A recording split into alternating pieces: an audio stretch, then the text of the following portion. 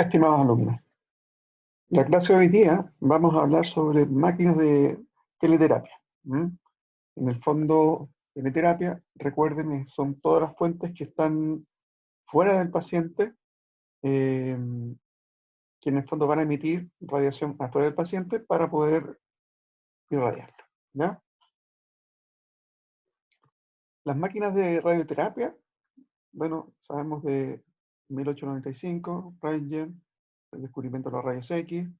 Estos son como los hitos, ¿ya? Ya en 1950,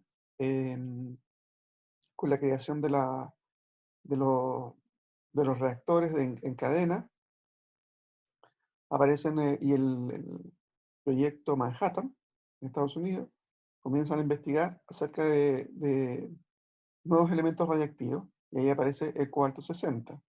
¿Mm? Esto pensando en cómo reemplazar el radio 220, bueno, el radio, ¿ya? En 1970 aparecen los aceleradores lineales, cambiando todo el paradigma en cuanto a energía, profundidad y posibilidades de poder tener un equipo de radiación con, con un menor volumen y una mayor versatilidad, ¿ya? En general, fíjense ustedes que tenemos las máquinas de radioterapia externa. Tenemos unidades para fotones, que son, tenemos unidades de rayos gamma, tubos de rayos X, Betatron, microtron y los aceleradores lineales. Para producir electrones, tenemos el Betatron, un microtron y los aceleradores lineales también. Y para acelerar partículas y cargadas y protones, tenemos los ciclotrón y el sincrotrón. ¿Ya? La diferencia entre estos dos equipos básicamente es en la magnitud de la energía que se produce en las partículas o los fotones, su dosis en profundidad y la penumbra, la tasa de dosis y el peso del volumen y su precio. ¿Mm? En general, aquí hay un resumen también. Tenemos, fíjense, máquinas de kilovoltaje, ¿ya? Que son lo que ustedes ya conocen como tubos de rayos X. Podemos tener de máquinas de contacto de 40 a 50 kilovolts y están filtradas por 0,5, 1 milímetro de aluminio. Fíjense, tiene una SCD de 2 centímetros. SCD significa distancia, fuente, superficie, surface, source distance, y la dosis en profundidad al 50% es de 5 milímetros. Luego, miren, en la medida que vamos aumentando la energía, tenemos de 50 a 150 kilovoltios, y aquí estas les llamamos máquinas de rayos X superficiales. ¿Mm? Son filtradas también por 1 a 4 milímetros de aluminio. Ya la SC aumenta, ya son 20 centímetros. ¿Mm? Y el porcentaje de dosis en profundidad es 50 centímetros, son de 1 a 2 centímetros. ¿Ya? Después pasamos a las máquinas de alto voltaje, ya pasamos de los 150 a 500 kV. ¿Ya? Estas tenían una profundidad de 5 a 7 centímetros, ¿ya? De la isodosis del 50%. Trabajaban a un poquito mayor de distancia, 50 centímetros, pero estas ya estaban filtradas por 1 a 4 milímetros de cobre, a diferencia de estas dos que son de aluminio. Luego tenemos los equipos de supervoltaje, ¿ya? De 500 a 1000 kV, se filtraban por 4 a 6 milímetros de cobre y Y ya la dosis en profundidad del 50% llegaba a 8 a 10 centímetros. ¿Ya?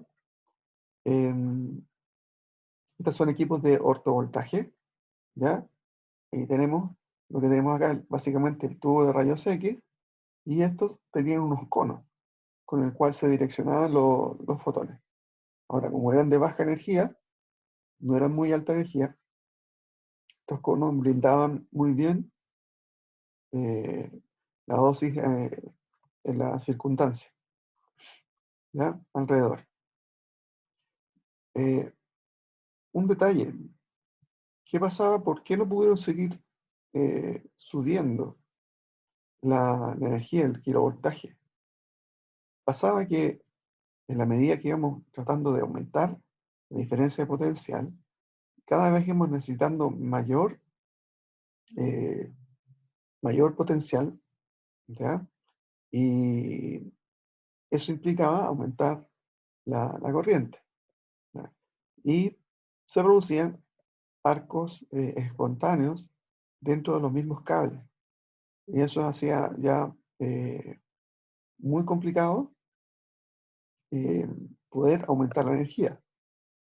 Entonces, de ahí la razón por la cual se intentaba buscar otra forma de poder tener más dosis, más energía, por lo tanto llegar más a profundidad, ¿ya? Eh, para no producir tanto efecto en la piel, ¿ya? Y poder eventualmente atacar tumores que estaban mucho más profundos. De esa razón aparecen también, bueno, se crearon los aceleradores de Van der Bragg, ¿ya? O generadores electrostáticos, que fíjense, pueden producir una energía hasta 25 megavolts. Luego aparecieron, bueno, en el año 50, los equipos de cobalto, pero esto ya no es un generador artificial, sino que este es en el fondo es una fuente natural o sea, emite radiación por un elemento radiactivo, no es una fuente natural. Eh, entonces, este elemento radiactivo producía una energía sobre un mega, ¿ok? Trabajaba a 80, o trabaja a 80, 100 centímetros, y tiene una dosis en profundidad de 10 centímetros, mucho más profundo que los otros. ¿Mm? Las fuentes son de 2 centímetros de diámetro y tienen, por el hecho de tener 2 centímetros, tienen una penumbra grande en comparación con un acelerador lineal de 4 megavolts. ¿Mm? Otros equipos, tenemos Betatron, ¿mm? Y luego ya vienen los el microtron y los aceleradores lineales, ¿ya? El ciclotrón también, bueno, el microtrón, el ciclotrón, a diferencia de estos otros, más que nada se utiliza para acelerar partículas y, y en la producción de radiofármacos para medicina nuclear, ¿ya?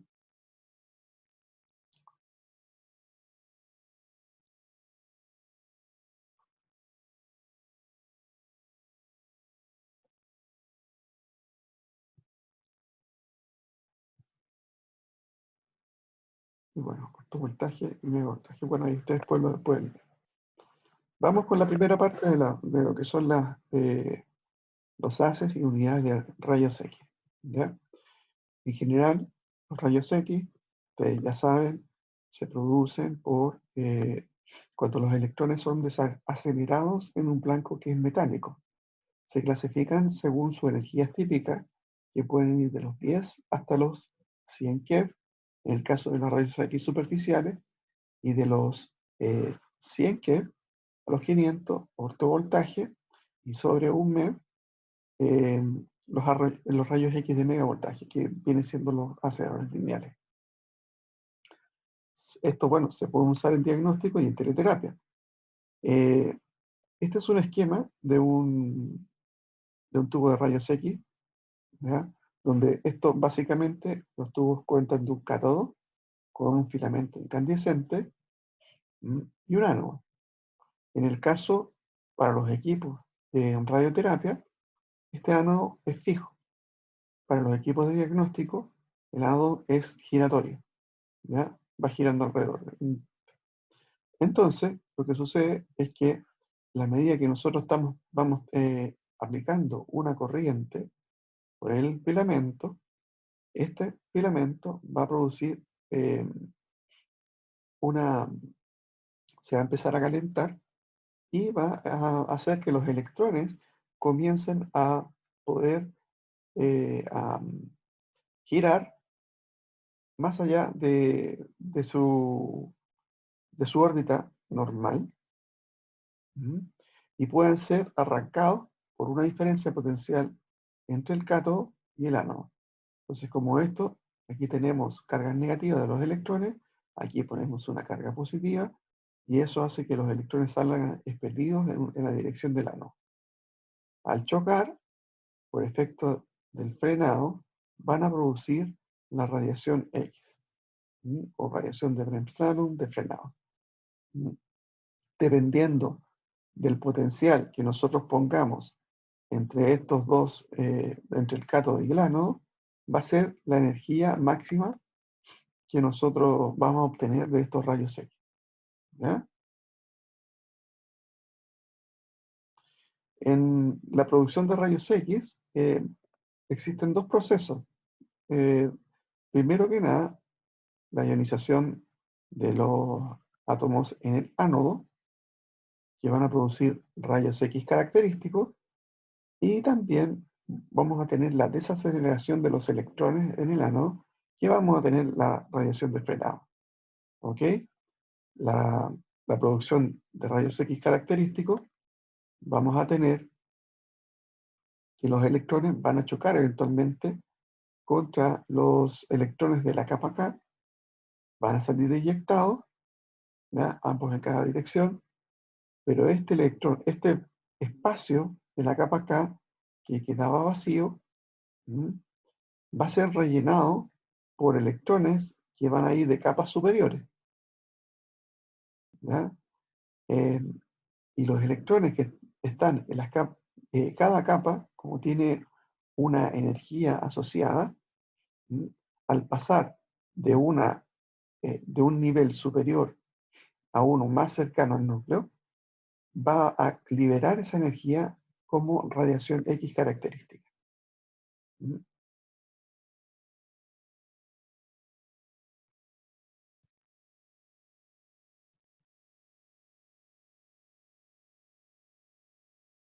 Por lo tanto, los fotones emitidos van a tener energía súper específica, que se llaman, bueno, energías de tipo, o sea, muy discretas. Son de carácter, característicos del material en cuales van a estar chocando. ¿Ya? En cuanto a la radiación de frenado, eh, van a resultar básicamente por interacciones columbianas, o sea, de acciones de cargas entre los electrones incidentes y el núcleo del blanco. O sea, tenemos una carga negativa del electrón incidente y un núcleo que va a ser de carga positiva. ¿Qué va a pasar?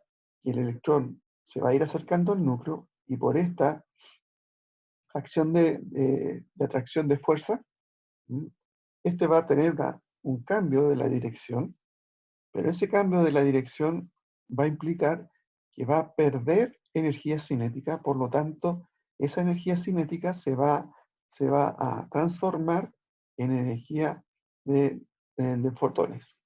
¿Mm? Los fotones estos desacelerados van a formar parte de la energía perdida de los rayos X. Ahora, estos fotones, la energía va a tener un espectro que se llama continuo. El espectro va a depender de la energía de los electrones y del blanco y el espesor del blanco. Fíjense ustedes, aquí tenemos un espectro de rayos X, ¿ya? En el cual ahí tenemos la curva, están los rayos X característicos, ahí. Y esto tiene una energía máxima. cada vez que ustedes seleccionan dentro de la consola de un tubo de rayos X cuál es el kilovoltaje al cual yo quiero que en el fondo mis fotones salgan, lo que yo estoy escogiendo es mi energía máxima que voy a tener en mi espectro. ¿Ok? Ahora, en estricto rigor, el espectro va en este sentido. Va desde los 0, ¿ok? Hasta la energía de 200 keV. ¿Ok? ¿Qué va a pasar? ¿Qué pasa con todos estos fotones que están desapareciendo aquí?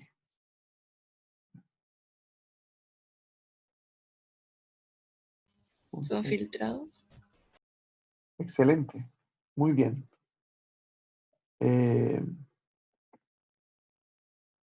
Vamos a hacer una rayita aquí. Van por este estilo, ¿ya? Todos estos, como dijo su compañera, son filtrados. ¿Quiénes filtran estos fotones que son de muy baja energía? Básicamente, primero que nada, son filtrados por la carcasa, ¿ya? La carcasa en la cual están contenidos los tubos de rayos X. ¿Mm? Van a, primero que nada, van a filtrar la gran mayoría de los fotones de baja energía. Recuerden ustedes que que los tubos de rayos X tienen una ventana por la cual sale la radiación, ¿ya? Entonces, esa ventana, como es pequeñita, también tiene un elemento, me parece que hay algunas con berilio, eh, que también van a ir filtrando la radiación que va saliendo. ¿Ok? Y aparte de eso, bueno, ¿se acuerdan que lo mencioné recién? Que venían con filtraciones adicionales. Filtraciones de aluminio, de cobre, de distintos espesores, ¿ya? ¿Qué pasa cuando nosotros vamos agregando esa filtración adicional? Al agregar esa filtración, lo que nosotros estamos haciendo es ir sacando más fotones de menor energía. Por lo tanto, el espectro de radiación se va a ir, la energía media, básicamente, ¿no? El espectro se va a cortar y la energía media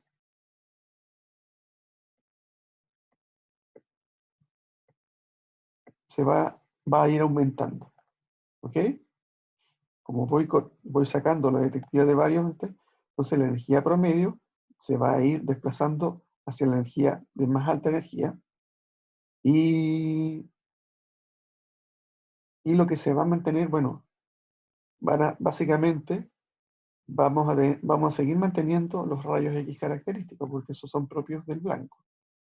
Eh, al tener una energía media mayor, vamos a tener, en el fondo lo decimos que tenemos un haz mucho más energético que un haz no filtrado. ¿Ya? La energía media es lo que nos da también eh, el nivel el nivel de la energía en cuanto se va caracterizando un haz de rayos X. ¿Mm? Fíjense ustedes, este es un espectro de un tubo de rayos X de un equipo de mamografía. En este caso, el target cambia, ya no es un target de tungsteno, sino que un target de molibdeno. ¿Mm? Y también tienen filtros eh, varios otros filtros agregados que lo que hacen es prácticamente eh, achican bastante lo que es el espectro, pero trabajan, lo que siempre se está manteniendo son los rayos X característicos, que son básicamente la gran mayoría con lo que se trabaja eh, en mamografía. ¿Mm? Necesitamos un haz de radiación de baja energía, cuando son menos de 50 kV, ¿ya?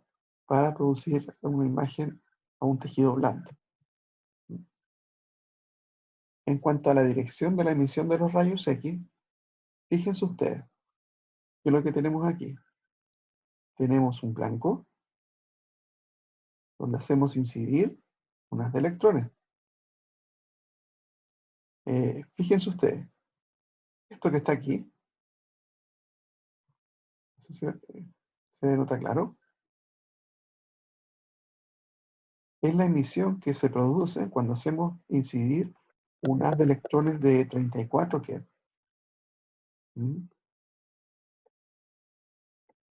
¿Ya? La gran mayoría de estos electrones salen, perdón, de estos fotones salen en dirección lateral, ¿ok? E incluso retrodispersados. O sea, también salen, aparte de dirección lateral, existe la probabilidad de que salgan retrodispersados, fíjense, hacia atrás.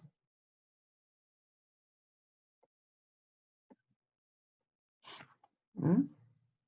¿Qué es lo que tenemos acá? Pues fíjense, aquí tenemos el blanco y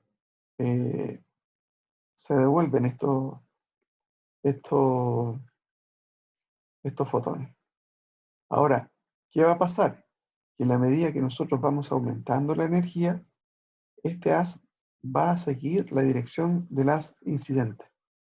Fíjense ustedes, aquí tenemos un haz de 10 MeV,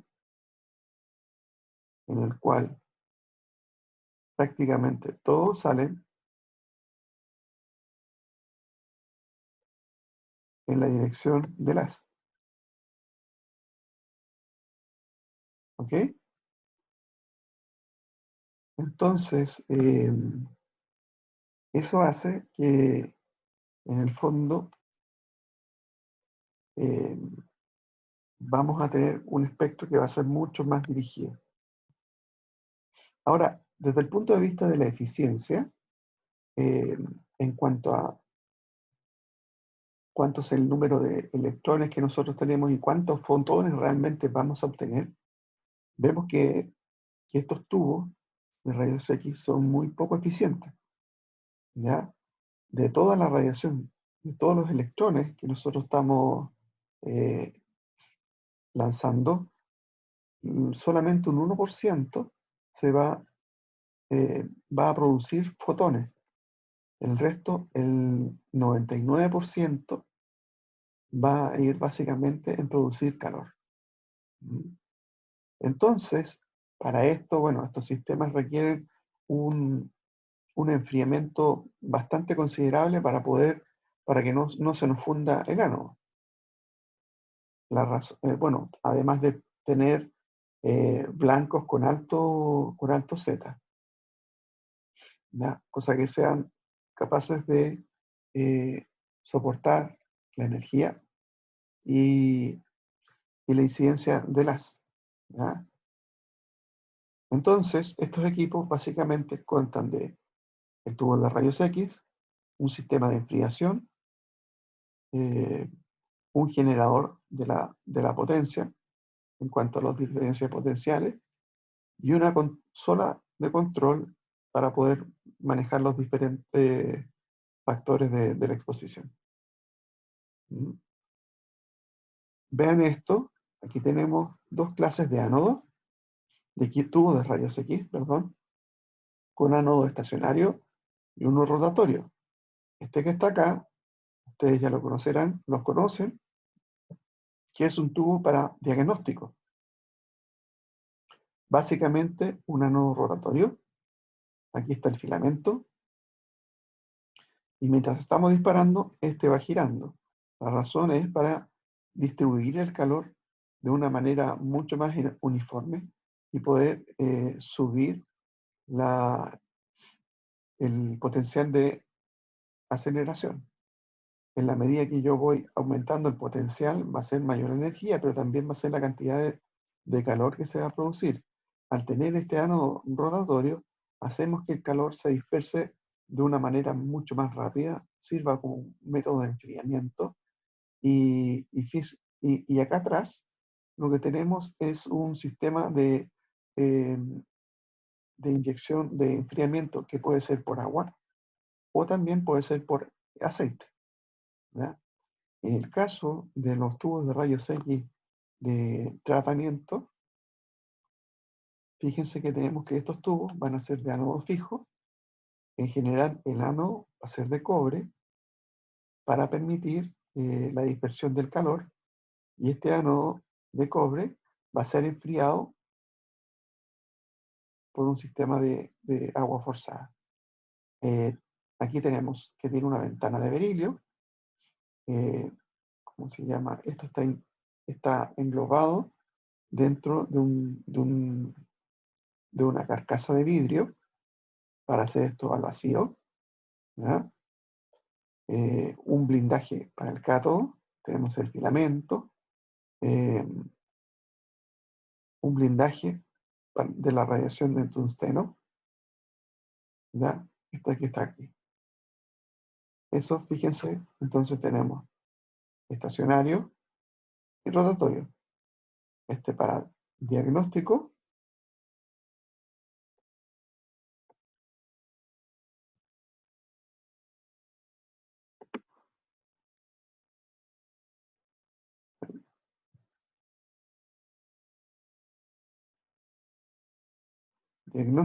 y este otro para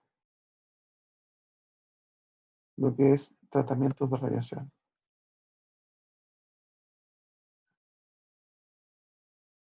¿Ya? Tratamientos con radiación.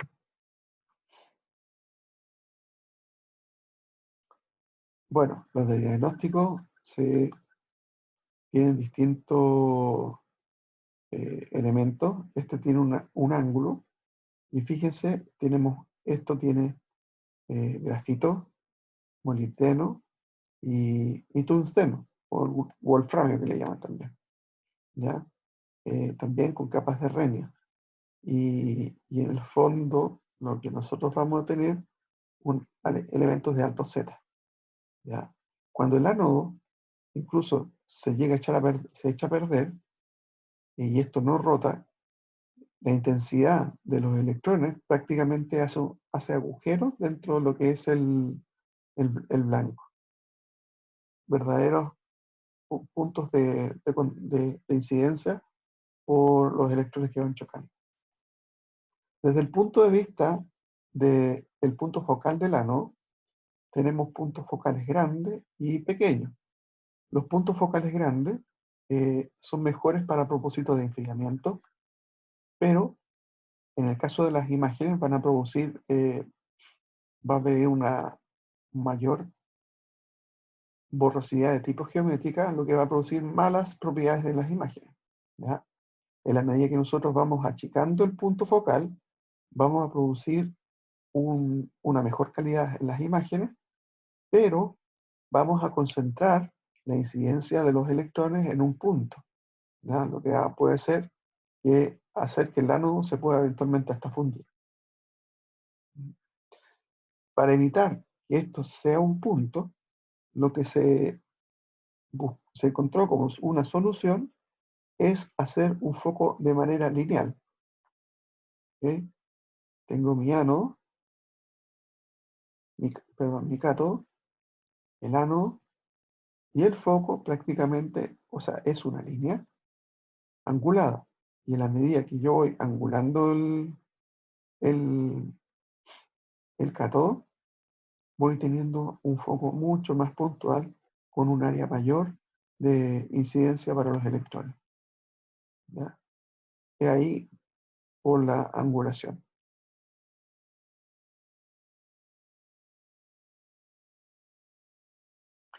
¿Cómo se especifica la calidad de un haz de rayos X? Profe, Dígame.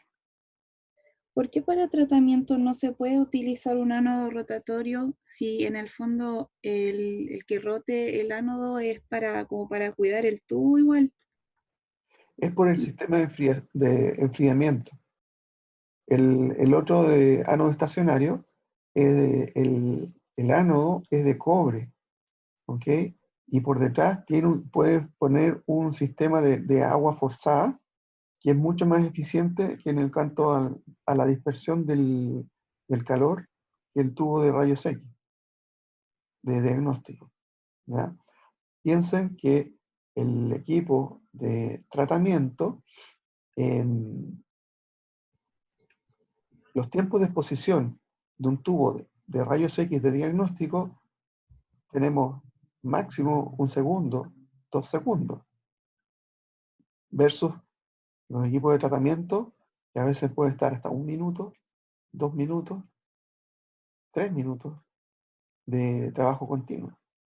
Entonces es mayor la cantidad de calor que se va a generar, por lo tanto el tubo de tratamiento tiene que tener un sistema de enfriamiento mucho más forzado, con mayor potencia, por decirlo así, que un tubo de diagnóstico.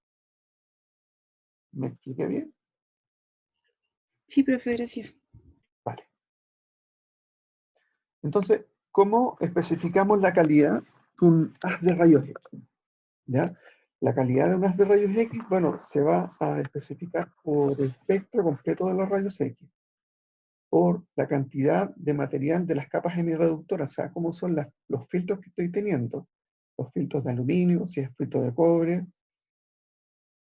cuál va a ser la energía efectiva, ¿ok? Y el porcentaje de dosis de profundidad a 10 centímetros o, como veíamos en delante, a los 50, a la isodosis de los 50, del 50%. ¿Ya? Ahora vámonos a una energía más grande. ¿Ya? Vamos a tener rayos gamma y haces de mayor energía. ¿Mm? Los haces de rayos gamma son producidos por una desexcitación del núcleo. ¿Mm? En la medida que estos van eh, decayendo, cada decaimiento va a ir produciendo una emisión de fotones. ¿Mm? ¿Cuáles son las características que tienen que tener estos elementos radiactivos? Primero, idealmente, bueno, una alta energía de rayos gamma y una alta actividad específica. ¿Ya? ¿Qué es lo que es la actividad específica, chicos? La actividad específica es la reactividad de un radioisótopo que va a tener por unidad de masa del elemento compuesto, que se va a expresar en microcuries o minicurie por milimol o desintegraciones por segundo. En palabras burdas, más explicativas, ¿ya? Que en el fondo, en la medida que yo voy achicando la cantidad de material y puedo tener una alta actividad concentrada en un material más pequeño, podemos decir que tiene una mayor actividad específica. ¿Ok? Porque podemos tener un elemento que sea radiactivo, pero va a ser radiactivo en fondo en la medida que yo voy teniendo mucho más volumen. Pero si yo tengo un volumen mucho más concentrado y voy a producir una mayor cantidad de radiactividad, eso es que decimos que ese elemento tiene una mayor actividad específica. Fíjense ustedes, les pongo como ejemplo la pastilla de cobalto, y esta tiene 2 centímetros. Y en 2 centímetros se, eh, se pueden concentrar alrededor de 1300 curios. 1300, 1300 curios, que en el fondo son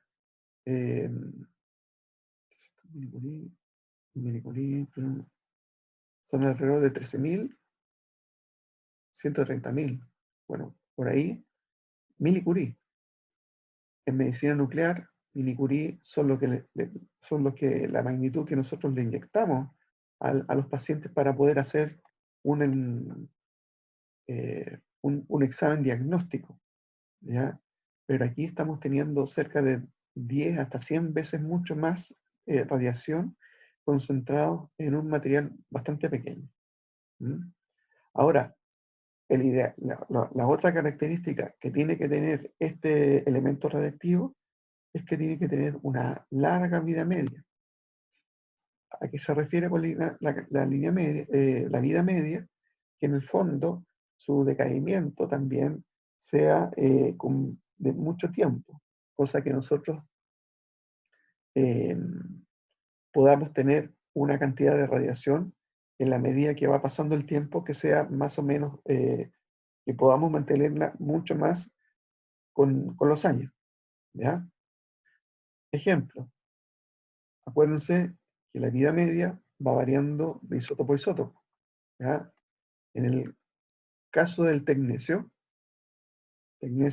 99 metastable, utilizado en medicina nuclear, su vida media es corta, son 6,02 horas, ¿ya? En el caso de, o sea, ¿qué quiere decir? Que si yo tengo, si tenemos 100 átomos de tecnecio, a las 6 horas voy a tener 50, ¿ok? Y a las 6 horas más voy a tener de 50, voy a tener 25, ¿ok?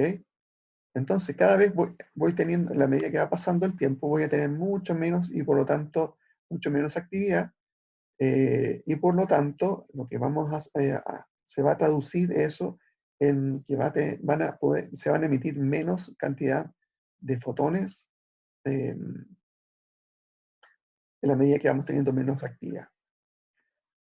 Para el caso del cobalto 60, el cobalto 60, fíjense que tiene una vida media de 5,3 años, ¿ya? O sea, si tenemos 100 núcleos de cobalto 60, a los 5 años vamos a tener 50, ¿ok? Ahora, ¿en qué se va a traducir esto? Que en los primeros años voy a poder tener, en un minuto, poder entregar una energía de 1 gray,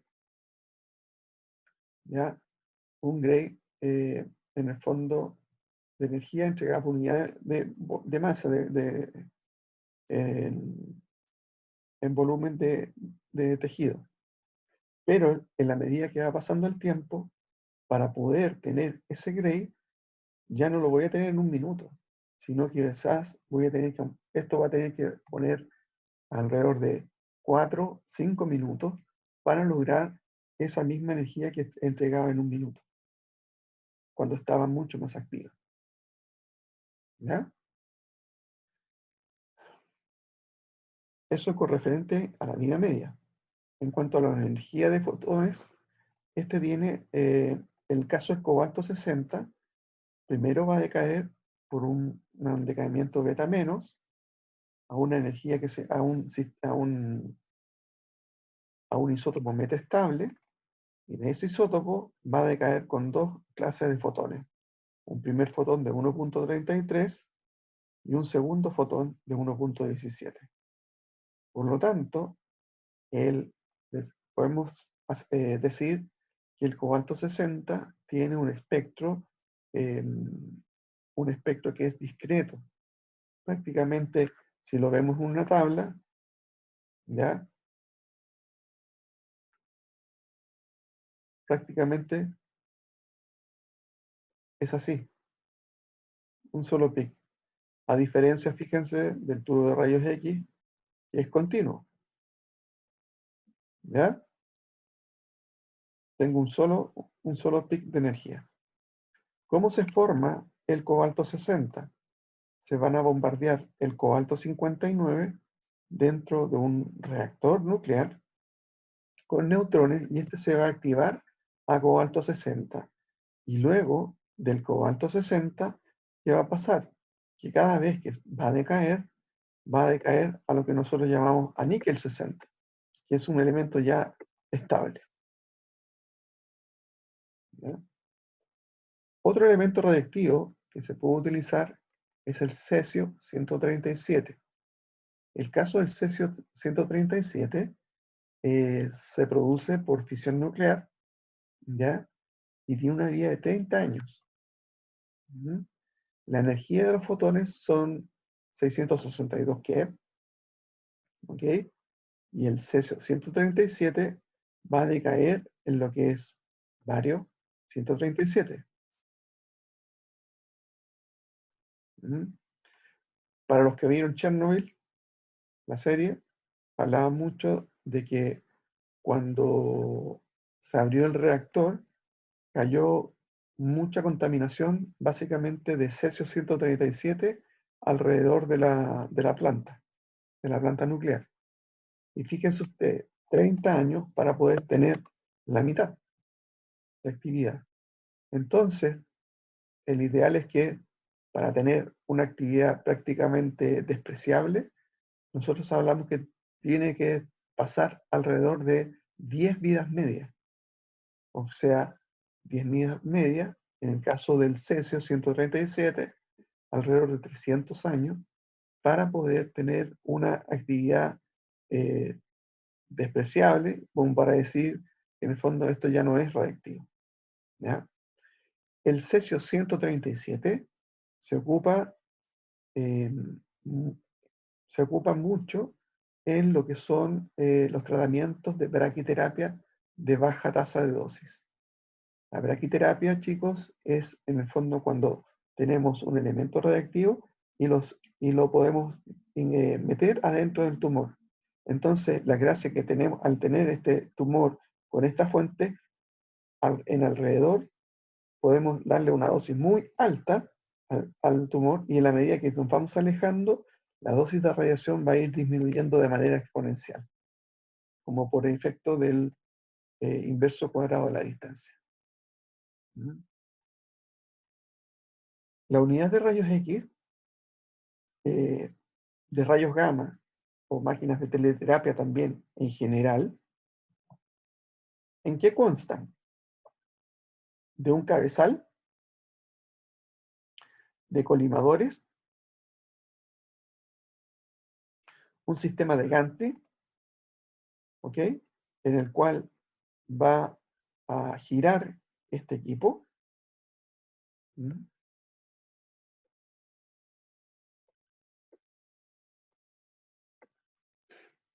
¿Ok? El colimador también es capaz de girar.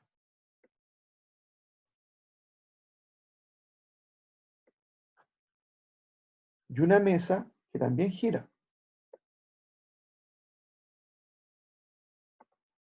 ¿Ok? Ese giro lo hacen en base a un eje común que se llama, está aquí, se llama isocentro. Vamos a poner texto. Isocentro. ¿Ya? En el caso, muchas unidades de rayos gamma o equipos de cobalto, lo que tenían debajo, tenían un beam stopper, un sistema que permitía detener la radiación de salida.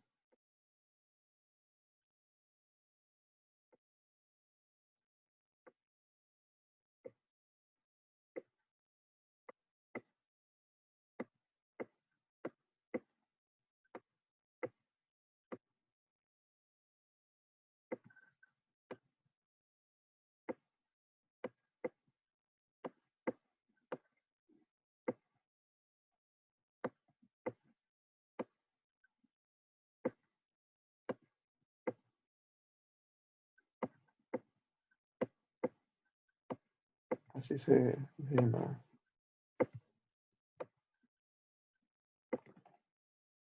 ¿Cuál es la gracia de este beam stopper? La gracia es que cuando estos equipos, todos los equipos de radiación eh,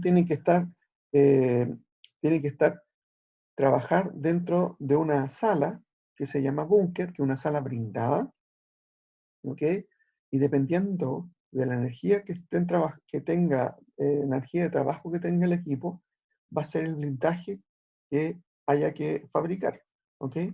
El hecho de que esto traiga un beam stopper, ¿ya? Hace que la energía o sea, que el espesor del búnker, para poder blindarlo, va a ser mucho menor.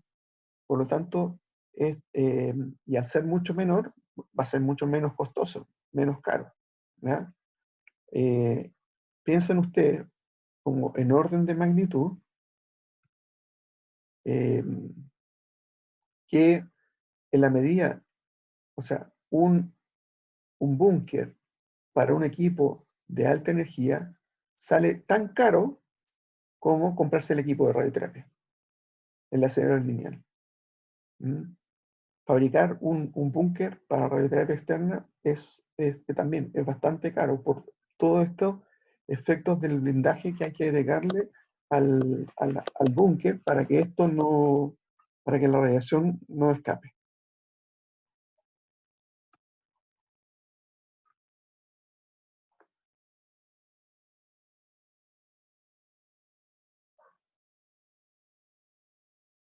¿Ya? Fíjense, aquí tenemos dos equipos, Teratron 80, que son prácticamente iguales, ¿ya? Salvo que esto es del año 1950, y acá tenemos un equipo que estuvo en funcionamiento hasta el año cerca del año 2000, ¿ya? Y a esto es lo que me refería, el beam stopper. Aquí tengo el sistema de colimación, y aquí está el cabezal con la fuente radiactiva, y la mesa, ¿ya? Esto gira en este sentido, ¿ya? Y la mesa gira en el otro sentido, también el colimador. Este es el sistema que tiene para poder alojar la fuente de cobalto. Hay equipos que tienen un sistema de tipo rotatorio, en el cual, fíjense, aquí se encuentra la fuente radiactiva cuando está guardada, ¿ya? Y cuando se necesita que ésta salga de la radiación, se gira en ese sentido y el equipo expone la fuente para poder irradiar. Este otro sistema es un sistema de tipo neumático, que en el fondo trabaja con un émbolo para poder guardarlo y luego para poder sacar y exponer la fuente, ¿ya? La zona donde se guarda está blindada con uranio depletado, ¿ya? Prácticamente uranio que no está activo, y también con tungsteno, ¿ya? Todos los colimadores son de tungsteno. ¿Y qué más tiene esto? Alrededor de esto es plomo, ¿ya? Por la actividad de la fuente, igual se genera mucho calor. Entonces, si nosotros nos acercamos al cabezal y ponemos la mano sobre el cabezal, vamos a sentir calor. Los equipos tienen una luz de campo, ¿ya? Que nos permiten enfocar el campo de tratamiento a la zona que nosotros queremos tratar, ¿ya? Y tenemos, fíjense, colimadores de tipo primario y colimadores secundarios y eventualmente terciarios, ¿ya? Uno, otro juego y otro juego más, para poder ir acotando el campo de radiación. La tasa de dosis que tienen, fíjense, 0,1 Gray por minuto, ¿ya? 0,1 Gray por minuto. Y a esto me refería con el diámetro de la fuente y la penumbra. El concepto de la penumbra es como en el fondo va a caer la dosis la dosis en la medida que yo salgo del campo. Como la fuente de cobalto tiene un tamaño considerable, de 2, a veces hasta 5 centímetros, hace que aumente su penumbra. O sea, este punto de la fuente va a irradiar a través hasta este lugar. Y este otro punto va a irradiar de manera más lineal a lo que es el colimador. Entonces, fíjense, esto es la penumbra, ¿ya? Ahora, en la medida que vamos achicando la fuente, la penumbra se hace mucho más puntual, se hace mucho más pequeñita. Por lo tanto, tenemos que con fuentes más pequeñas vamos a producir una menor y una mejor penumbra, pero la tasa de dosis que vamos a tener va a ser mucho menor, ¿ya? A diferencia que en la medida que la fuente va siendo más grande, ¿ya? ¿Dónde se ocupan hoy en día estas fuentes de material radiactivo? ¿En qué equipos? En Gamma Knife, equipos de cobalto. Pero ojo, los equipos de cobalto cada vez van a ir en retirada. La razón es por lo que es el manejo del material radiactivo, ¿ya? Una vez que la pastilla decae, hay que hacer un cambio de la pastilla. Entonces la cosa va porque, ¿qué pasa con la pastilla decaída? Porque si esa pastilla decaída, si bien es cierto, disminuyó la cantidad de radiación por minuto, pero aún así sigue activa. ¿Ok? Acuérdense, en 30 años, la vida media del cobalto, 30 años, no, 5, perdón, 5 años, la vida media del cobalto, por lo tanto, en 5 años voy a tener la mitad de actividad, por lo tanto, la mitad de la cantidad de radiación que emitía al principio. Pero eso no me va a servir para poder hacer tratamientos, porque tendría que tener el paciente con tratamientos muy largos. O sea, 5, 10 minutos, lo que hace que en el fondo el paciente no pueda aguantar, se mueva, por lo tanto no me sirve, ¿ya? Pero esa fuente sigue activa. Entonces, ¿qué pasaba? Que una vez que se sacaba la fuente radiactiva, el problema era qué hacer con esa fuente, porque sale tan caro guardar esa fuente para que ésta decaiga, porque hay que guardarla dentro de un sitio especial.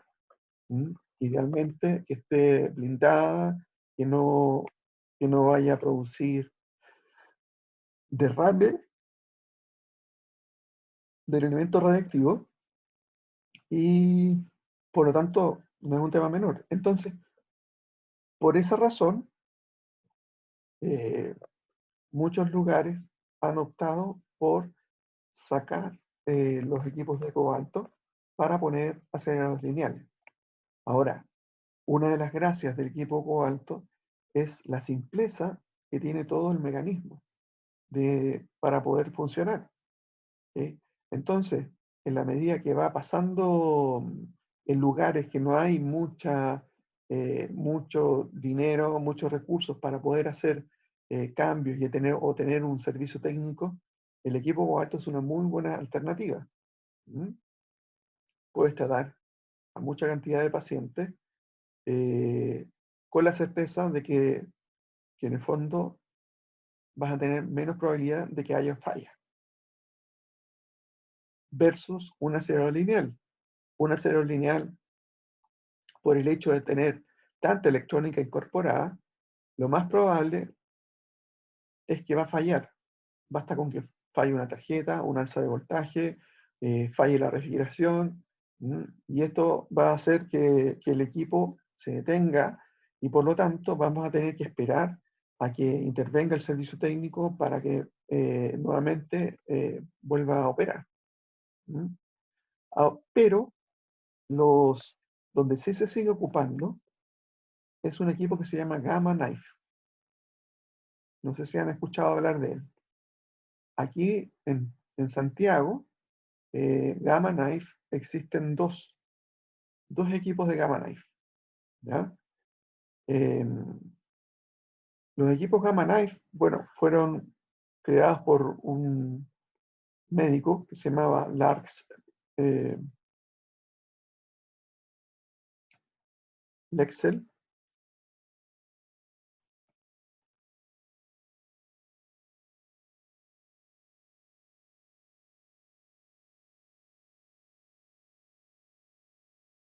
¿ya? Y trabaja con fuentes de cobalto, y un cabezal que en el fondo tienes 201 fuentes de cobalto Y esto es un cabezal con colimadores. Lo que permite es ir proyectando estas fuentes de cobalto de manera selectiva a través de esto e ir bombardeando a un eje común, ¿ya? Entonces, fíjense que ese eje común va a poder depositar la dosis en un punto con muy alta energía. El Gamma Knife se ocupa básicamente para hacer radioterapia de tipo estereotáxica para lesiones cerebrales. ¿Ok? Ahora, son de tipo muy puntual. Los volúmenes tienen que tener ciertas características. No pueden ser volúmenes muy grandes. ¿Ok? E idealmente sean de forma bastante regular. Cuando hay volúmenes que son más irregulares, cuesta un poco más conformar con un Gamma Knife la estructura del volumen que es irregular, ¿ya? Acuérdense que en el fondo nosotros tenemos que tratar, cuando se hace el tratamiento, uno lo que hace es tratar de ajustarse lo mejor posible con la dosis de radiación al volumen que queremos irradiar, ¿ya?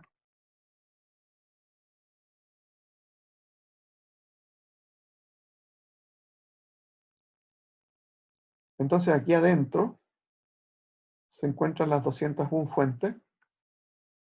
Aquí el paciente se va a ubicar dentro de este bloque y el paciente antes tiene que ponerse un marco para poder hacer el tratamiento.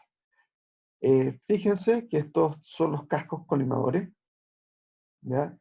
Hay unos más finitos, otros con agujeros más grandes, que se van a usar dependiendo del tipo de lesión a tratar.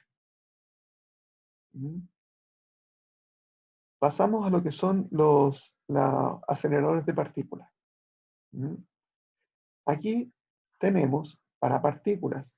¿A qué se refiere? Electrones, protones y partículas alfa, átomos de carbono. Se utilizan con campos eléctricos en la dirección de la aceleración. Existen de dos tipos. Para electrostáticos, con tubos de rayos X y aceleradores de Van de Graaff, y de tipo cíclicos. O sea, y ahí tenemos los LINAC, betatrones, ciclotrón, singletrón y microtrón. ¿Ya? El betatrón, por ejemplo, cuenta de un de un campo magnético que va oscilando y a la medida que vamos inyectando unas de electrones, ¿ya? Este comienza a girar en este campo magnético y por lo tanto a tomar más energía. Este haz de electrones uno lo puede sacar de la órbita y dirigirlo hacia un blanco para producir rayos X. Es un betatrón, ¿ya? Como una especie de transformador, ¿ya? Se usaba, fíjense, hasta la década del año 50 y era capaz de producir 40 MeV en cuanto a aceleración para partículas, ¿ya? Ahora, ¿cuál era el problema? Que tenía un gran peso, la tasa de dosis era bastante baja y el montaje, o sea, dónde estaba, la forma en que estaba anclado, era un montaje de tipo no isocéntrico, ¿ya? Y bueno, y en la medida que el campo iba oscilando, iba tomando más energía, ¿ok?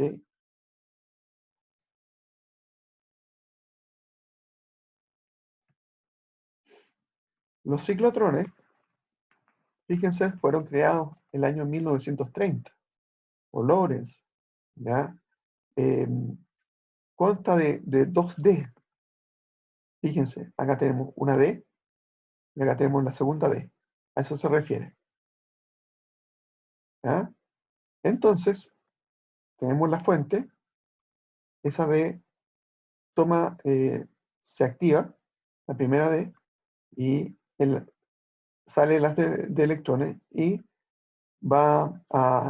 se va a deflectar y va a seguir en la segunda D con la diferencia potencial. Y cada vez que se activa esta, después luego se activa la otra. Así, una, otra. Y cada, ¿sí?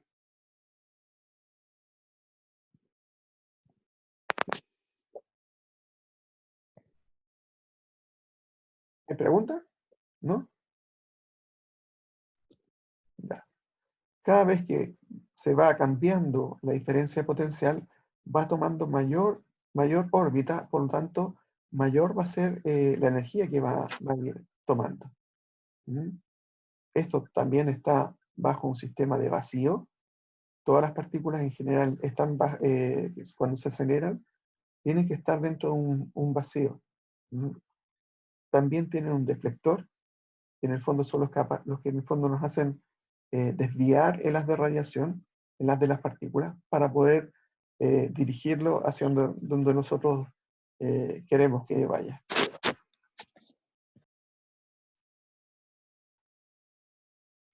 ¿Ya? Entonces, los ciclotrones eventualmente se pueden usar para radioterapia con protones, ¿ok? Y también para producir isótopos radiactivos en medicina nuclear. ¿Cuál es el problema de las altas energías? Existen efectos relativistas y hay cambios en la frecuencia en su radiofrecuencia, ¿ya? Por lo tanto, esas partículas aceleradas van a producir una clase de desaceleración en la medida que vamos cada vez aumentando la energía, ¿ya? Para eso también tenemos un ciclotrón, ¿ya? O un ciclotrón isócrono, ¿ya?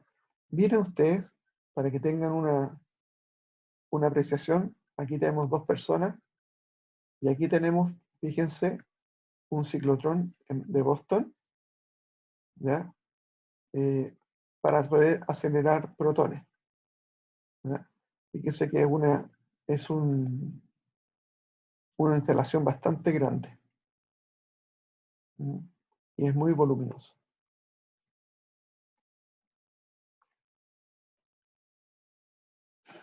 Los sincrotrones son para acelerar partículas a muy altas energías. ¿Mm?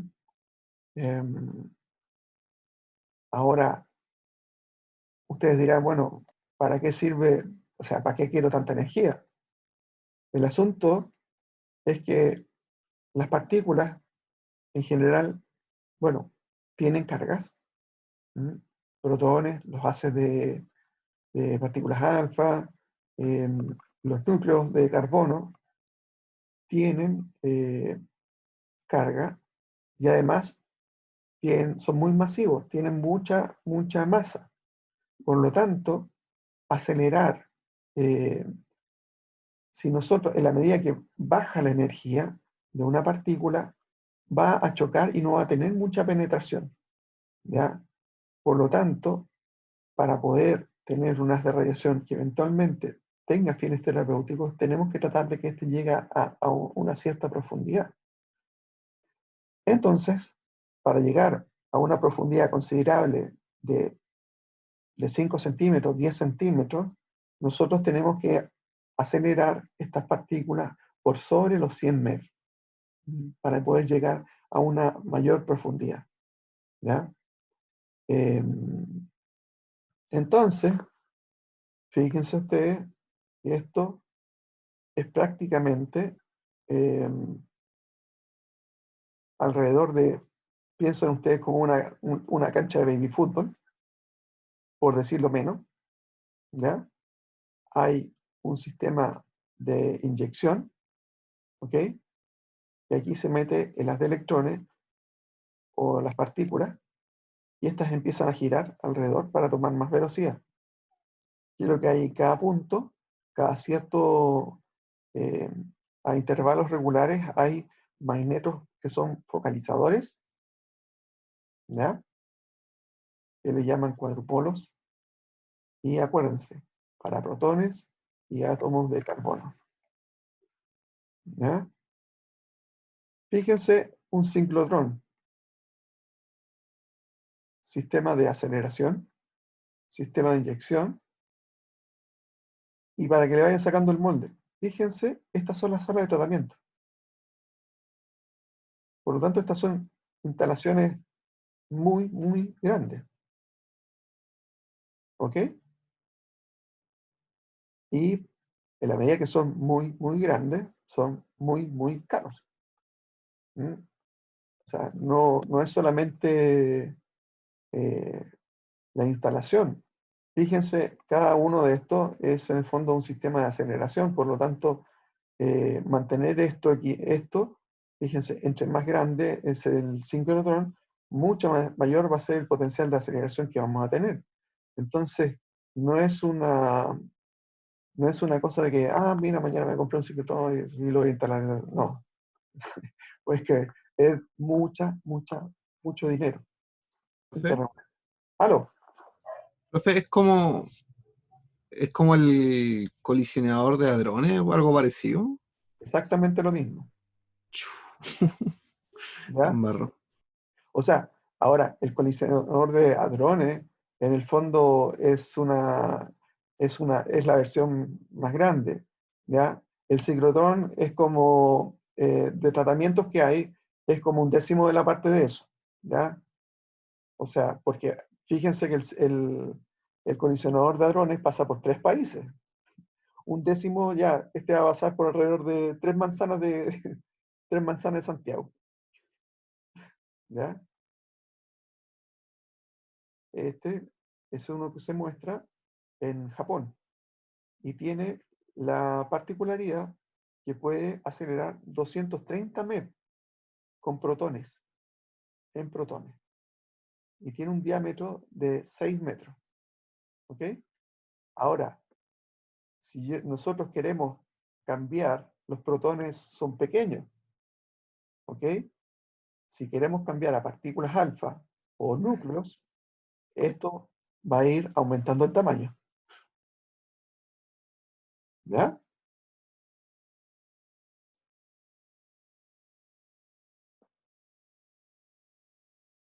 ¿Ya? Aquí tenemos otro equipo que se llama el microtrón. Este es un acelerador de tipo cíclico que, que fue creado por los rusos, ¿ya? Y la verdad las cosas, puede producir potenciales muy altos, ¿ya? Y la estructura no era, entre comillas, como tan grande, ¿ya? Pero bueno, la verdad las cosas desconozco por qué no se ha hecho tan masivo, ¿ya? Como para poder hacer tratamiento. El, el sistema de recorrido de un microtrón, fíjense, se inyectaba en una guía de onda aceleradora, se acelera en primer lugar, se pasaba por el primer magneto, esto se deflectaba, se doblaba, salía de vuelta, ¿ya? Volvía a pasar por ahí y así. En cada ciclo iba tomando mucha más energía para luego se deflectaba, se sacaba de su curso para dirigirlo hacia el blanco. ¿Cómo estamos?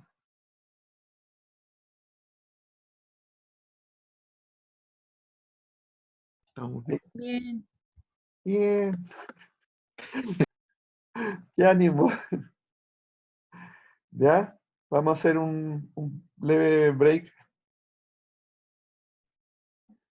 Pero no me dicen, pues. Yo dije, chuta, ¿habrán llegado o no habrán llegado?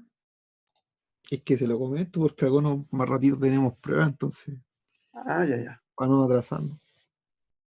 Bueno. Eh,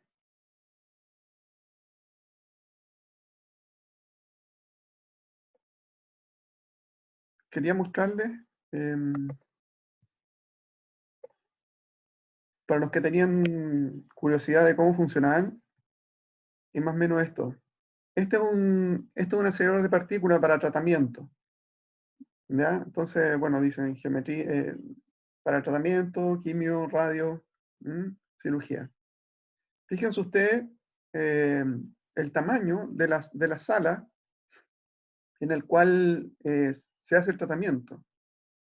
Es una estructura muy, muy, muy grande. ¿Ya?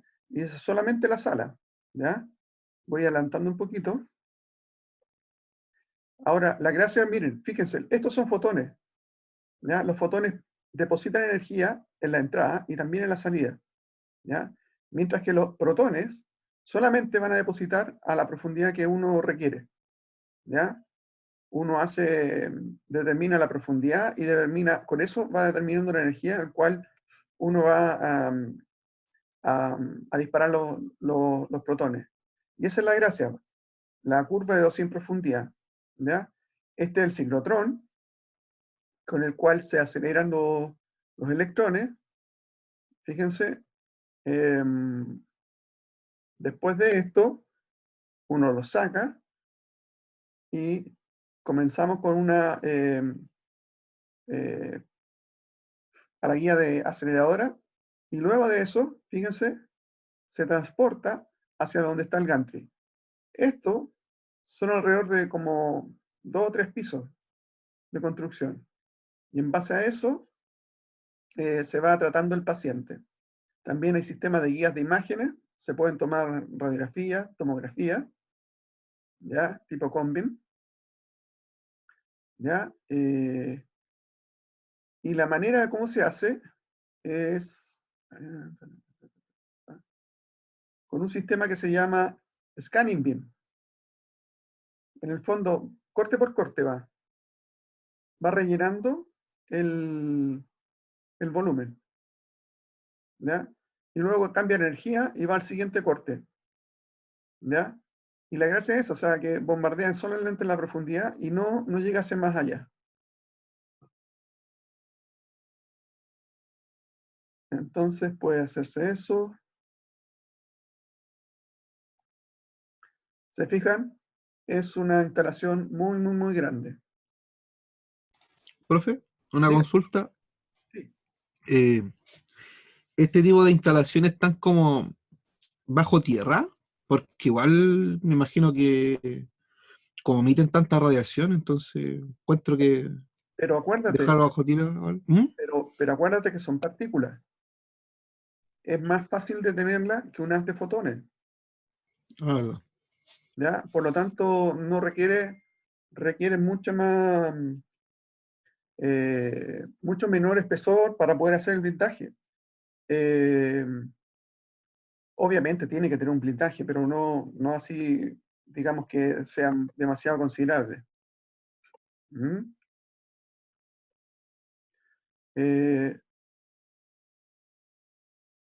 Bueno, sigamos con la clase.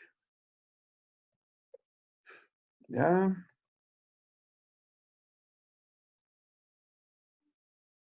Bueno, ahora vamos a hablar sobre aceleradores lineales. ¿Ya?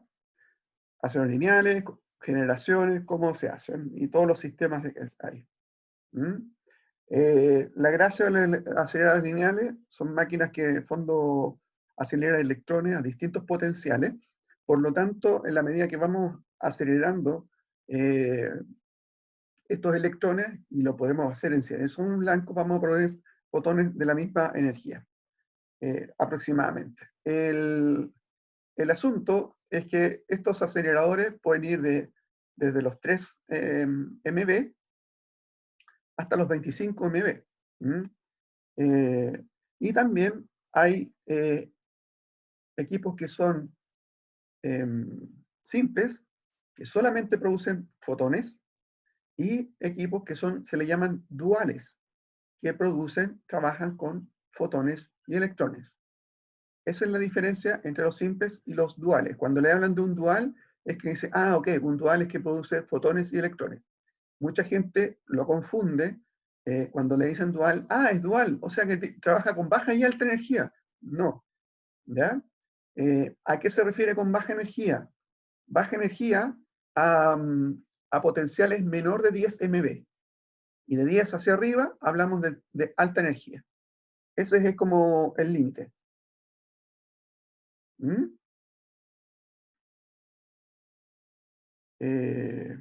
¿Ya?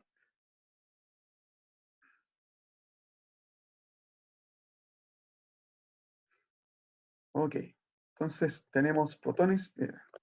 Entonces, básicamente, estos aceleradores, ¿cómo se llama? Están montados en un sistema igual isocéntrico. Tienen un modulador. Están montados en un gantry. Tienen una guía de onda aceleradora y un sistema de alta frecuencia que en el fondo va a inyectar estas microondas para acelerar los electrones. Acá esto es un bending magnet, que en el fondo es un magneto que nos permite dirigir el haz hacia un blanco. ¿Ok? Y aquí tenemos el blanco. ¿Ok?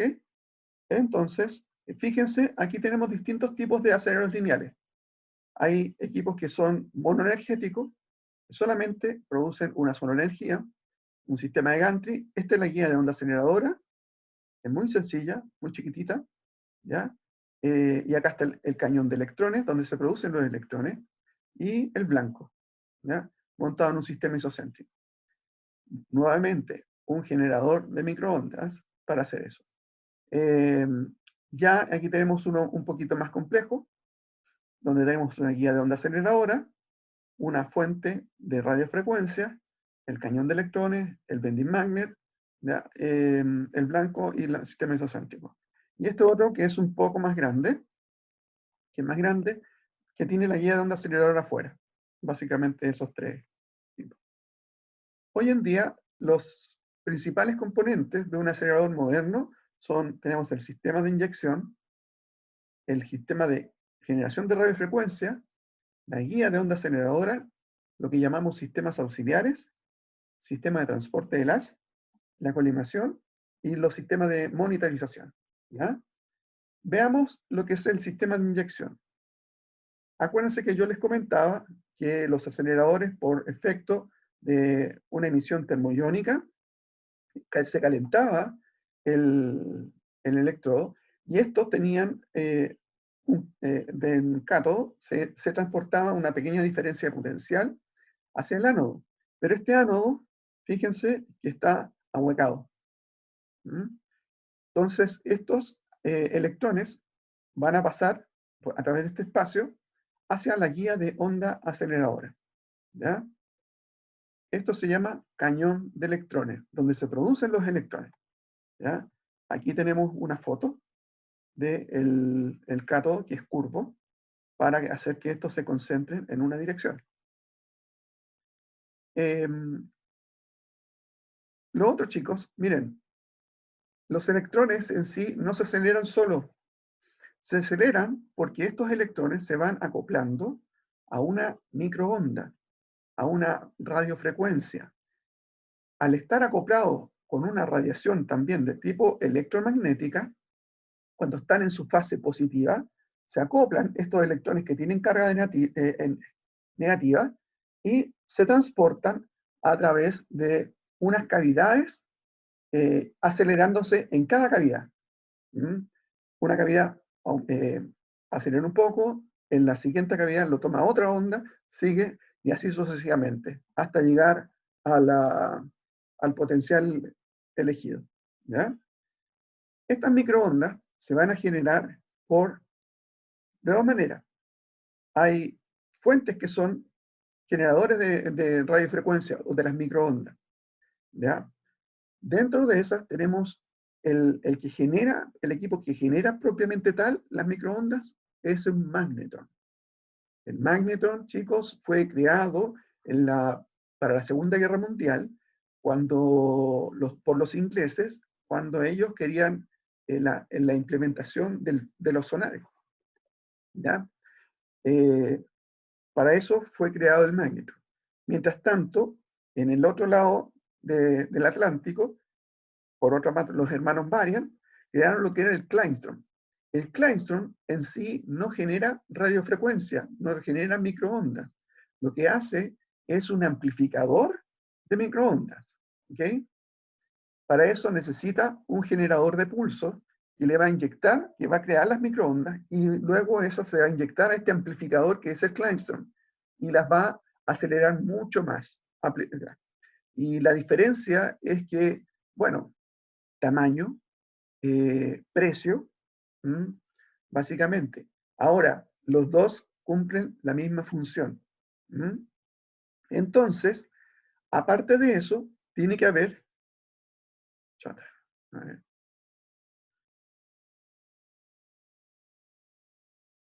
¿Me ven bien, cierto? Sí, profe. Ya, si hay problemas me avisan, por favor. ¿Ya? Aparte de eso, hay lo que se llama un modulador de pulso. ¿Qué es lo que hace el modulador de pulso? El modulador de pulso lo que hace es hacer la coordinación entre el sistema de inyección y la generación de las microondas. ¿Ya? Yo les hablaba que estos te tienen que montar en una determinada fase de este paquete de microondas. Por lo tanto, tiene que haber una coordinación. Uno que le diga, ya, mira, lanza un paquete, este se acopla y sigue. Y así, ordenado, de manera ordenada. ¿Ya?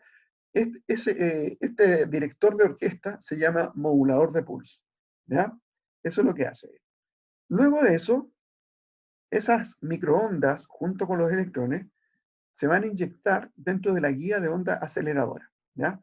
La guía de onda aceleradora, fíjense ustedes que tiene pequeñas cavidades, estas cavidades que tienen, y aquí, en cada borde, se van uniendo los electrones y los paquetes de electrones que van a ir acelerándose en cada cavidad. ¿Ya? Guía de onda aceleradora. Esta es la guía, la que cause la...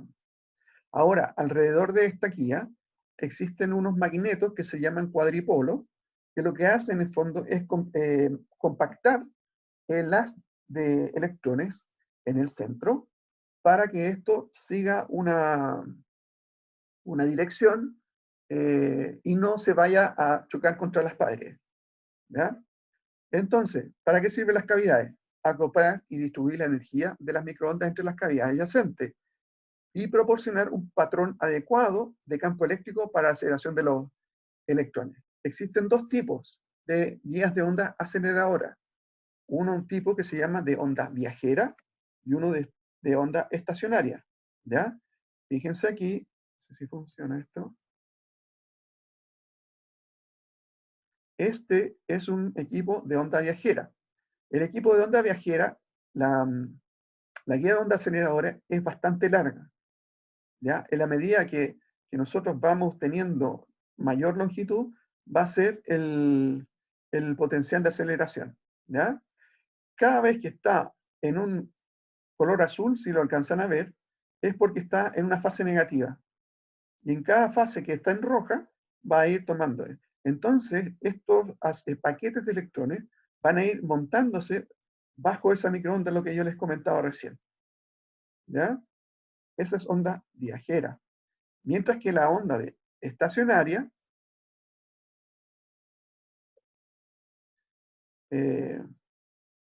es un poco más pequeña.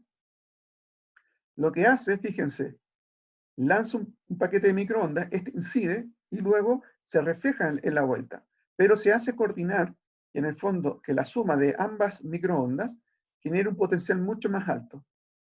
¿Ya? Y por lo mismo, el mismo principio, se une en cada cavidad y se va acelerando de una a otra. ¿Ya? Estacionaria. Entonces, y existe una onda estacionaria de tipo más corta. O sea, queremos hacer más compacto el acelerador. Entonces, lo que tenemos aquí, lo que se hace aquí en el fondo es compactar las cavidades. Fíjense, se achica esto y el potencial es mucho mayor. O sea, obtenemos el mismo potencial de aceleración en una longitud mucho más pequeña. ¿Ya? Esto es la guía de onda estacionaria corta. ¿ya? También existen los equipos de transmisión de energía microondas, que son todo un sistema de conexión por la cuales van a viajar las microondas que se van a acoplar a la guía de onda aceleradora. A esto se llaman equipos de transmisión. Estos como tubos están forrados por dentro con cobre y están llenos de un gas que se llama hexafluoruro de sulfuro para evitar que las microondas se vayan a disipar a través de las paredes. ¿Ya?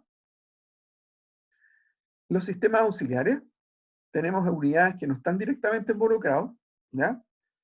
Tenemos sistema de bomba de vacío. Acuérdense que la guía de onda aceleradora tiene que estar al vacío. Si es que existe aire, el aire también son átomos, está lleno de átomos, por lo tanto estos van a chocar y van a hacer que vayan a perder potencial de aceleración los electrones. Tiene que estar al vacío, un alto vacío. De hecho, hay una bomba que se llama bomba iónica, que es una bomba que hace que el vacío baje pero rápidamente a, a, a vacío, a cantidades ínfimas, ¿ya? También tenemos un sistema de enfriamiento por agua, ¿ok? Hay que refrigerar el sistema. ¿Por qué? Porque todos los potenciales de aceleración de las cavidades están hechos para una determinada volumen que tienen las cavidades. Si empieza a aumentar la temperatura, empieza a haber dilatación de la guía de onda aceleradora y por lo tanto comienza en el fondo a desincronizar las microondas con los paquetes de electrones. ¿Ya? Aire comprimido, ¿ya? Un sistema de aire comprimido para mover el blanco. O sea, cuando yo digo quiero electrones, quiero fotones, electrones, fotones, entonces saco ahí. Y también todo un sistema de blindaje para poder contener la radiación de fuga. Ahora, en cuanto a los transportes de electrones, en el fondo, esos son, una vez que termina de acelerarse a través de la guía de onda aceleradora, necesitamos dirigir este haz de electrones hacia la zona de tratamiento. Hay lo que nosotros llamamos un bending magnet, o sea, imanes para que van a acordar el haz de electrones, ¿ya? Y lo van a dirigir según lo que yo necesite hacia una ventana o hacia otra. Existen tres maneras de poder desviar el haz de electrones. Esto se hace con estos magnetos, de manera de 90 grados, fíjense, los que están menos energéticos van a salir expelidos en un sector, los más energéticos en otro, por lo tanto, vamos a tener una energía promedio mucho más aumentada. Fíjense lo que vamos teniendo. Volamos los de baja, volamos los de alta y nos quedamos solamente con los del medio. Mucho más filtrado. Tenemos un bending magnet que está hecho en 270 grados, ¿ya? Hace el mismo principio, también baja, alta, los filtra. Y tenemos este tercer sistema que se llama un sistema en slalom, ¿ya? Lo que hace, nuevamente, lo va a doblar con el primer magneto, el segundo magneto y el tercero lo va a concentrar en un punto y lo va a dirigir hacia lo que es el blanco. Dentro del cabezal de tratamiento tenemos varios componentes que van a influenciar la forma, cómo se va a localizar, también sistemas de monitorización de los haces clínicos de los fotones y los electrones. Los electrones, bueno, se van a formar en el cañón de electrones. Se van a acelerar en la guía de onda aceleradora a la velocidad de la energía cinética que nosotros tenemos. A las finales, nosotros vamos a tener un haz muy fino, que se llama pencil beam. Y ese, a través del bending magnet, lo vamos a dirigir hacia un blanco, si queremos fotones, o hacia una ventana que deje pasar estos electrones y poder usarlo en un dispersador para agrandar el campo de tratamiento. ¿Ya? Este es un cabezal, ¿ok? Aquí se inyectan los electrones a través de unas pequeñas boquillas. Esto que está aquí se llama colimador primario. Cuando uno quiere electrones, pone el colimador abierto. ¿ya? Para los electrones, ¿ya? Cuando quieres fotones, corres el colimador primario hacia el lado y pones el blanco de fotones. Y aquí debajito hay un colimador, perdón, hay un filtro que se llama filtro aplanador, ¿ya? Luego de eso, hay lo que le llaman láminas dispersadoras.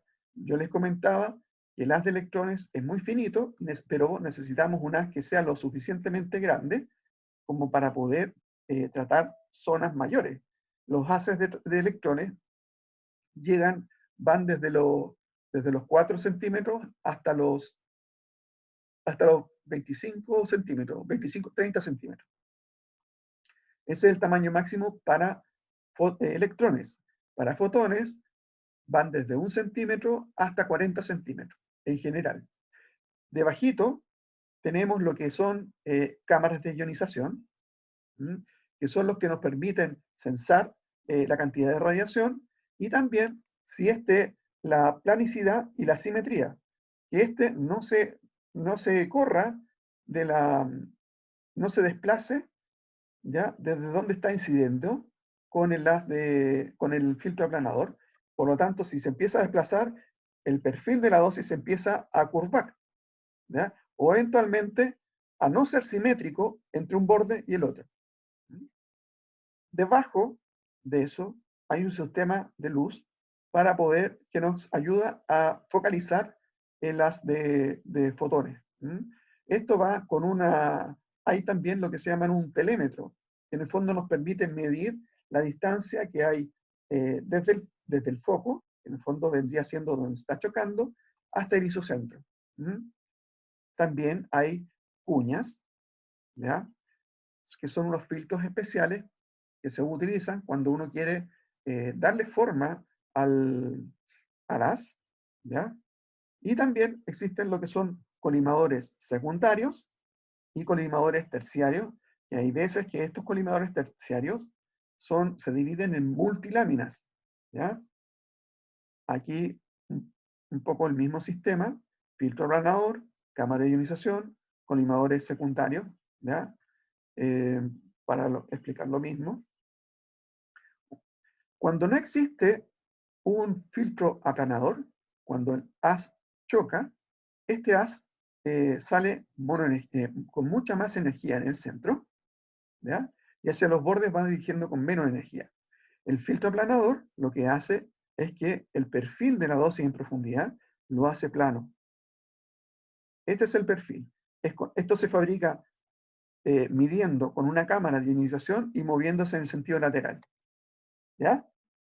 Eso es lo que pasa con un haz no aplanado. Ahora, este haz no aplanado, la tasa de dosis por unidad de tiempo es mucho mayor que este haz aplanado. Por el hecho de estar filtrado, su tasa de dosis va a disminuir, ¿ya? Acuérdense esto que recién explicábamos, que a la medida que vamos aumentando la energía, el haz se va haciendo mucho más energético y lo que va a hacer que la dirección de la salida del haz vaya saliendo en una dirección. Si bajamos la energía, esto se va a dispersar en el sentido lateral. Estos son distintos tipos de filtros aplanadores para fotones. Están fabricados con distintas mezclas de materiales. Ya tienen para baja energía, energía media y alta energía, ¿ya? A esto me refería con la colimación de multiláminas. Al final, el colimador secundario o a veces el terciario está dividido en pequeñas laminitas que nos permiten hacer la conformación del volumen blanco a tratar, ¿ya? Este es un sistema de multiláminas que está hecho para las dos, para tratamientos normales con un sistema de un centímetro. Y acá tenemos un sistema de multiláminas, un micro multilámina, para hacer tratamientos mucho más conformados para hacer radiocirugía incluso, ¿ya? La colimación. Ahora, en el caso de los electrones, yo les comentaba, se deja chocar a través de una lámina que lo que va a hacer va a ir dispersando el haz en la medida que va pasando. En la segunda lámina lo va a dispersar mucho más, ¿ok? Y luego se utilizan unos conos para poder focalizar este haz en la medida que va a llegar al paciente. Los conos son súper importantes porque si nosotros dejamos esto sin conos, los electrones van a chocar contra el aire y se van a dispersar. Y el tamaño de campo, si yo pongo un tamaño de 5 por 5, a las finales y a una distancia de 50 centímetros, al final voy a tener un campo de 15 por 15 centímetros, por la dispersión que va a tener con el aire. ¿Ah? Eso es la gracia que hacen los conos. ¿Ah? Luego, fíjense, estas son las cámaras de ionización que yo les comentaba. Las cámaras de ionización lo que hacen van a ir censando la cantidad de dosis de radiación por unidad de tiempo. Y en general, siempre, no en general, siempre son dos cámaras de ionización. Una va censando la otra por medidas de seguridad. Va censando la cantidad de dosis de radiación. Si eventualmente esta se echara a perder, la segunda va a detener el haz de radiación, ¿ya? Como seguridad para que no haya una sobredosis y se vaya a causar con el paciente. Esto es lo que yo me refería con los conos, fíjense. ¿Ya? Ayudan a focalizar. En general, los conos quedan a 5 centímetros de la superficie de la piel. ¿Ya? Y esto va pasando con la medida que nosotros vamos obteniendo los distintos tipos de conos. ¿Ya? Si es que tenemos elementos que son de más alto Z, van a ir chocando y produciendo dispersión y van a producir estos cachitos, esa es la superficie. Otro sistema que hay, que se llama beam scanning, lo que hacen es con magnetos ir barriendo el campo de tratamiento, ¿ya? Para poder formar el haz grande, ¿ya? Las cámaras de ionización, fíjense, están divididas en dos. La de arriba, 1, 2, y la de abajo, 3 y 4. Entonces están, fíjense, esta es la forma que al final llevan teniendo. ¿Ya? Entonces, van censando la tasa de dosis y también van censándose la cámara 1 con la cámara 2 para ver el efecto de simetría y de planicidad. ¿Ya? Oh, perdón.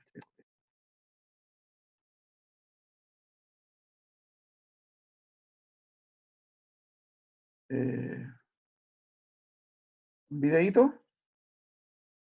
Les quería mostrar un video.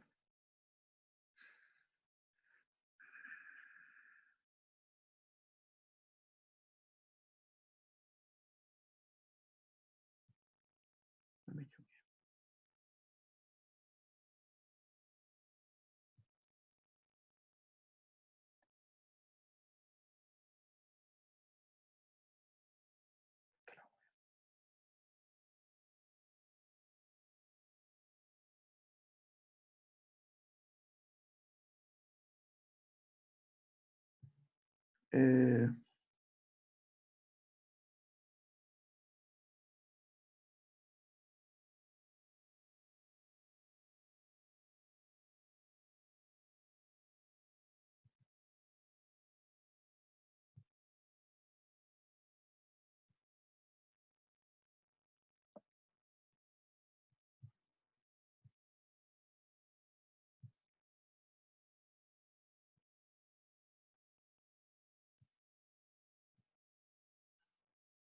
¿Se ve este video? Sí, profe. Ya, ahí tenemos las células cancerosas, bla, bla, bla, bla, bla.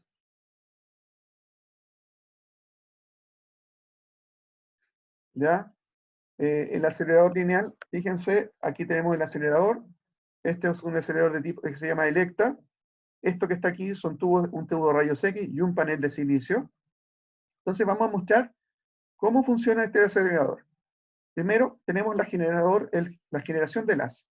Eso, fíjense, tenemos el cañón de electrones, tenemos el magnetron, tenemos la aceleración de las o sea, la generación e inyección de las microondas dentro de la guía de onda aceleradora. ¿Ya? Este es un equipo que trabaja con onda viajera, porque fíjense el tamaño de guía de onda aceleradora, ¿ya? Este genera las microondas, se van a transportar y se van a inyectar dentro de la guía de onda aceleradora. Aquí tenemos el cañón de electrones, ¿ya? Emisión termoiónica, se atraen hacia el ánodo y aquí se van inyectando dentro de la guía de onda aceleradora, ¿ya? Luego de eso, ¿ok? ¿Se fijan? Ahí están las cavidades de la guía de onda aceleradora y cada vez que van pasando a través de una cavidad, van a ir acelerándose. Es por esta razón que el haz de radiación de un acelerador se llama pulsado, porque va por impulsos, van saliendo paquetes de electrones que van siendo acelerados a través de cada cavidad, ¿ya? Entonces, como los electrones están cargados negativamente, lo que tienes alrededor son imanes, cuadrupolos, ¿ya? Que lo que hacen, fíjense, aquí están las de electrones. Si no tuviéramos los cuadrupolos, estos se irían hacia los bordes, ¿ya? Y con los cuadrupolos se mantendrían estos electrones en el centro. Todo este sistema es enfriado por agua, ¿ya? Acá tenemos el bending magnet, que en este caso es de tipo slalom, ¿ya? Donde va a chocar contra el primer magneto, segundo magneto, ¿ok? Y en el tercer magneto que va a chocar de manera directa con el blanco, ¿ya? Y es de cerca de 1 milímetro. Entonces dependiendo de la energía, es lo que tienen que calibrarse estos electrones, estos magnetos, ¿ya? Una vez que este haz de electrones, bueno, lo que hace que en el fondo, miren, fíjense que en el fondo el paciente queda a una bastante considerable distancia del cabezal. Una vez que este haz de electrones se hace incidir sobre un blanco, fíjense, si lo hiciéramos incidir sobre el blanco solo, saldría en todas las direcciones. Para evitar que salga en todas las direcciones, es que se colima con el colimador primario, ¿ya? Así se pueden, en el fondo, absorber los electrones, los fotones que están saliendo en sentido lateral, ¿ya? Evita la fuga de la radiación dispersa. Y también ese colimador primario nos permite el máximo tamaño de campo que se va a lograr para hacer los tratamientos, ¿ya? En este caso, miren, fíjense, el clearance se llama, que es la distancia que hay entre el colimador y el isocentro. Para ese equipo es de 45 centímetros, es bastante grande. Una vez que choca, yo les decía que se forma, si no tenemos un filtro aplanador, se forma este haz como puntudo. Luego, con el filtro aplanador, lo que hace es aplanar el perfil de dosis, ¿ya? Para tener de manera más homogéneo, ¿ya? Y poder hacer tratamiento. Debajito de eso van lo que se llaman las cámaras de ionización. Fíjense, va censando la primera, y luego va una segunda, que también lo va censando al unísono, ¿ya? En el caso de que haya alguna falla, ¿ya? Cuando ambas llegan, corta la radiación. Fíjense qué pasa cuando llega a haber una falla.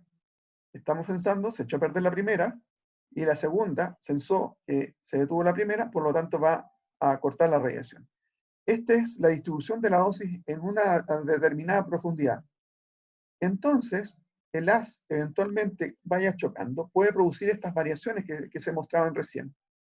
Para eso, esas cámaras de ionización van censando lo que es la planicidad y la simetría, ¿ya? Lo que tenemos aquí es el sistema de multiláminas que nos permiten hacer las conformaciones de las de radiación al cabezal, para poder acoplarnos a la zona que queremos irradiar, ¿ya? Esto puede ser de manera estática, como también se pueden de manera dinámica ir moviendo. En la medida que se va moviendo el gantry, se puede mover el gantry, el cabezal completo, las multiláminas, eventualmente también el colimador. ¿Ya? Ahora,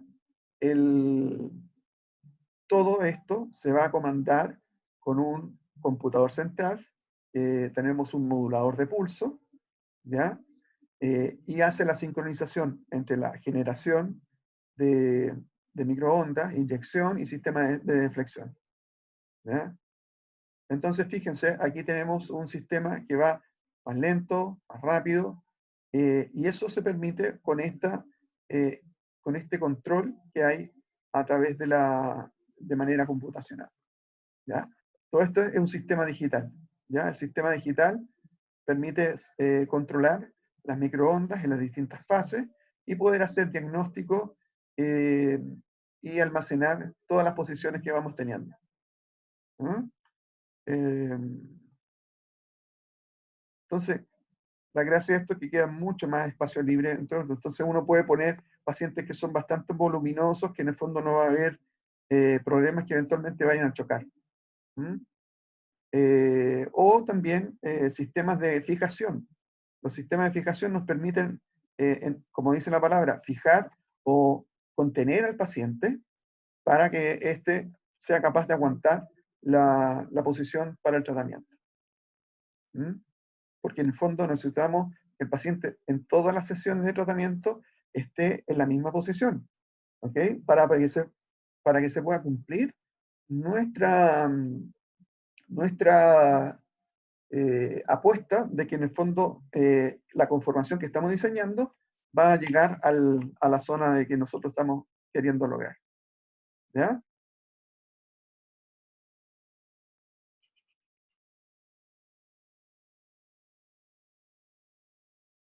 ¿Qué tal? ¿Cómo estamos con la hora? Super, profe. ¿Sí?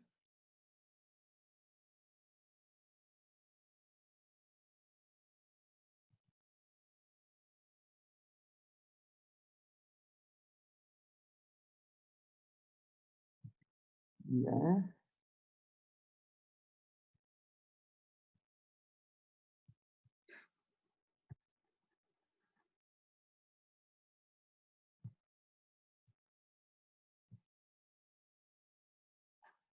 Bueno, aquí este es un flujo de trabajo. Llegó el paciente, tiene una tarjetita, se registró al paciente, fíjense, lo ubicaron en una posición, existen los sistemas de contención que yo les comentaba recién, y lo ubican mediante unos tatuajes, ¿ya? Y al paciente lo primero que se hace es colocar el sistema del tubo de rayos X para hacer una imagen que se llama Combin CT, un escáner en la posición del tratamiento, ¿ya? Y aquí, una vez que está posicionado, podemos decir que comienza el tiempo en cuanto que se demora el tratamiento. ¿Ya? Ahí, ok.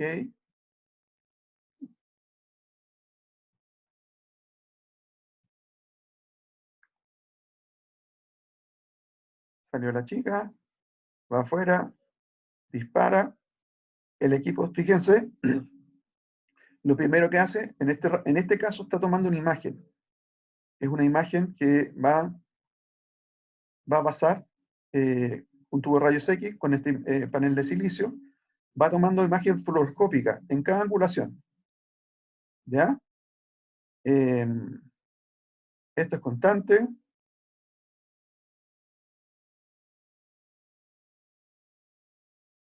¿Ya? Esta imagen dura, este giro dura como alrededor de 120 segundos en hacer el giro. ¿Ya? Entonces, más o menos,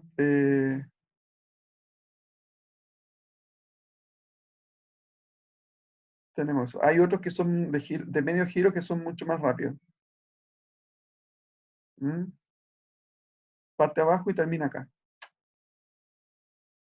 se usa principalmente para estructuras más pequeñas, o sea, cráneo, fundamentalmente cabeza y cuello.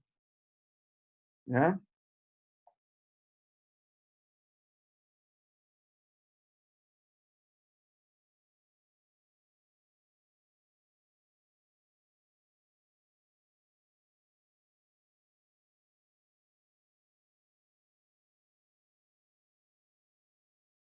¿Ya? Ahí terminó.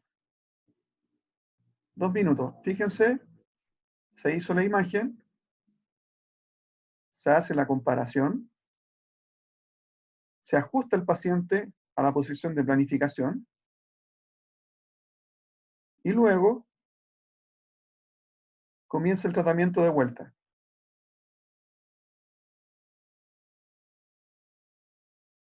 ¿Mm? Este tratamiento se llama VIMAT.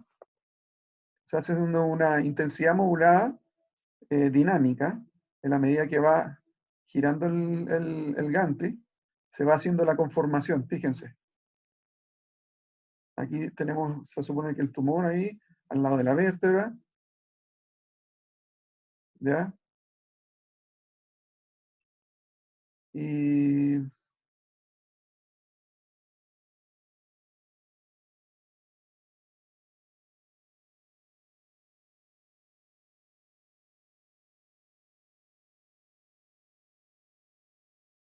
la radioterapia hoy en día va enfocada hacia dos cosas, chicos. Hoy en día, a tener una buena conformación, la mejor de las conformaciones, produciendo el menor tiempo posible. ¿Ya?